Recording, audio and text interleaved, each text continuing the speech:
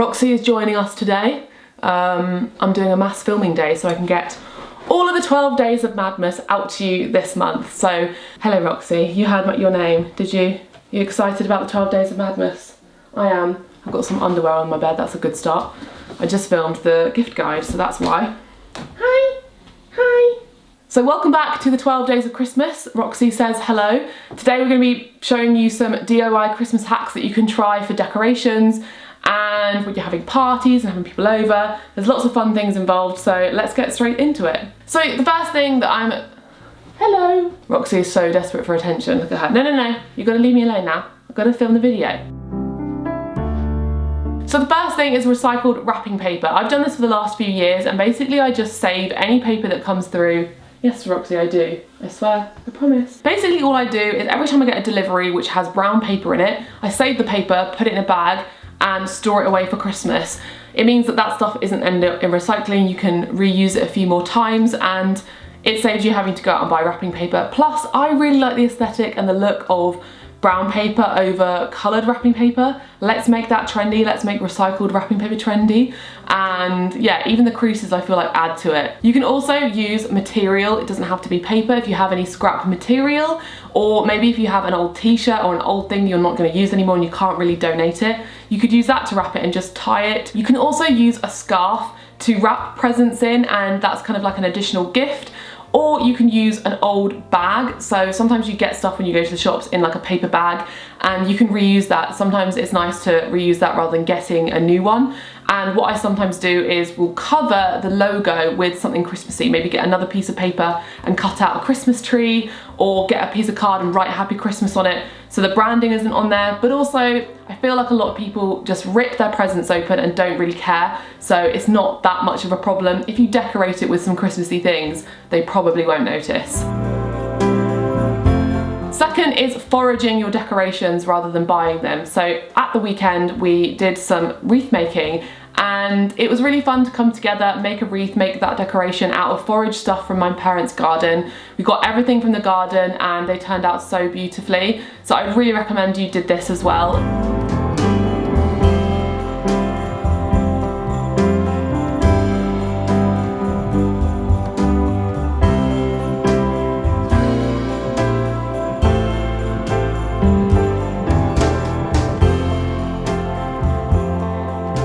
Similarly, you can go to a woods and find pine cones. You can trim a few bits off of your Christmas tree to decorate the house with. I know that every time I have a Christmas tree, there's always one bit that I have to cut off because it's too chunky, and then I put it somewhere else in the house.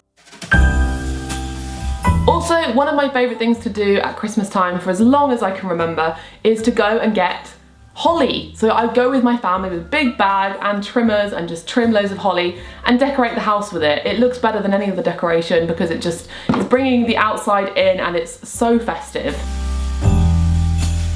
LED lights are much better for the environment than other lights because they basically just don't use as much energy or power. So get yourself some battery powered LED lights and put them inside a jar. It's a really cute little Christmas decoration that won't heat up as well. LED lights don't heat up, so you can put some pine cones in there, you could put some Christmas tree trimmings in there, some holly, and just make a really cute little decoration. Another thing is to think more sustainably when it comes to gifts, so buying secondhand, buying experience gifts, buying things on a strict budget rather than going and buying loads of new stuff that probably somebody won't use or doesn't need. I put out a gift guide, or I will be putting out a gift guide depending on the order I put the videos out, so stay tuned for that or I will link it up here. And moving on from the strict budget, think about who you want to buy your gifts for and stick to it. Don't go and end up buying gifts for everybody because it's too much money, it's too overwhelming, or you feel obligated. Think about who you personally want to give a gift to this year and leave it at that. Set yourself a budget as well. Say I'm spending this amount this year on Christmas gifts. Make it a budget through each person. You can say I'm spending this much on this person, this much on that person, and try not to go overboard. You don't have to buy Christmas gifts for everybody. You can break the norm. You don't have to feel like you should if you're someone who's really struggling for money, or if you're someone who just doesn't feel comfortable with doing that. Don't. Do what works for you, and if there are some people that you don't buy a gift for, maybe you could write them a card, maybe you could offer to spend some time with them, maybe you could make them a treat, which is a tip I'm going to give in a minute. You can also make your own Christmas cards. I've done this for years now because I don't really like buying the big packs.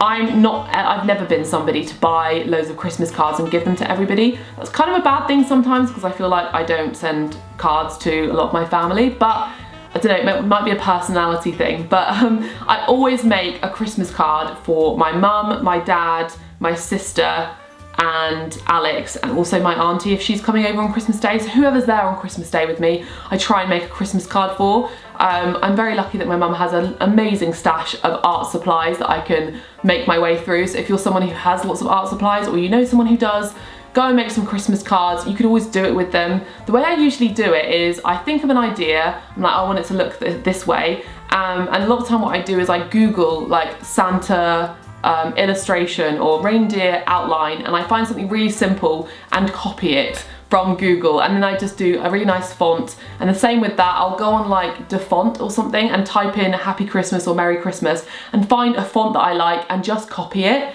It's as easy as that, like it doesn't have to be complicated. I might get some string or some ribbon or even some foraged Christmassy things and stick them on there, or attach them with some string or something, and it can make for a really lovely, thoughtful Christmas card. So if you want to be more sustainable when it comes to your Christmas tree, then plant your tree after you use it. If you have a garden, then instead of just throwing your tree out, go and plant it in your garden. My parents have done this, I think, for the last 5 or 6 years, and now they've got a lovely row of Christmas trees, and it's really cute. And at Christmas time, my dad covers them in lights, which is really funny. I remember a few years ago, I bought a little Christmas tree decoration that was real from maybe Asda or something, and put it in my house. And after Christmas was over, my dad planted it, and it was a really cute little Christmas tree. It grew to maybe this big when it was like originally like this big. I think it's dead now, but it did have a few more years in it, and it was very sweet. And if you don't want to have a real tree, then try and buy a secondhand fake tree. Go and scroll through eBay, Gumtree, Facebook Marketplace, go into some charity shops, see if there are places online you can find that will sell a secondhand fake tree, because that's probably one of the most sustainable ways to have a Christmas tree in your home. Most likely. Throughout the year, you don't even have to do this time of year. Maybe if you get a real tree this year, throughout the year next year, look online and keep an eye out for a secondhand Christmas tree, because I'm sure they'll pop up in January and probably next year in November, December time. Like I mentioned before, if you don't want to buy something for somebody, then why not make them a treat instead? I did this last year because we were on a really strict budget for when we were moving. We spent all our money on the house. So I made some truffles for a few of my friends instead of buying presents, and they loved them. They were really delicious. I've got a recipe for them, and also some mince pies if you want to make some vegan treats for family members and friends this year. Or you could also make a really fun little treat if you have people over. Using some pita bread, you can make these really easy Christmas trees with some pita bread, guacamole on top, and then a little line of red peppers or red onion or tomatoes to make it look like some tinsel on your tree. I think it's a really cute little idea, and it basically is 0 effort, and it's kind of nice if you have people over and you've run out of time. Dehydrated oranges are a really lovely homemade Christmas decoration. All you have to do literally is chop them up, cook them in the oven and dehydrate them, and then you can put them on a string and they can look really, really lovely as a decoration, plus they'll make the house smell lovely. Another thing you can do is you can make a homemade candle. Alex has been making these for years and he really enjoys the process of it. It's really fun. It's a lovely little mindful thing to do. You could do it with friends, a little Christmassy evening. It's really quite simple though, you just have to buy the supplies. What we usually do is repurpose old jars or tins, just remove the stickers, and then you just use some soy wax and get the supplies to make the candle. You can make them smell nice with different oils like orange oil and stuff like that, but I'll show you how we do it. And there it is, there's my Christmas DIY hacks. I hope you enjoyed it. Let me know in the comments any that you have, because I know that there are so many out there that we all do or have tried. And let's make this Christmas a sustainable one. Think outside the box, make things yourself, do some DIY, and make it a loving Christmas that doesn't have to focus around stuff. And I'll see you in my next video for the 12 days of madness. Bye! Paper that you get in deliveries, instead of going out and Roxy, sit, lie down, go away. No. I say, She wants so much attention. I just save the wrapping paper whenever it comes. You don't have to go and buy wrapping paper. She is so desperate for attention.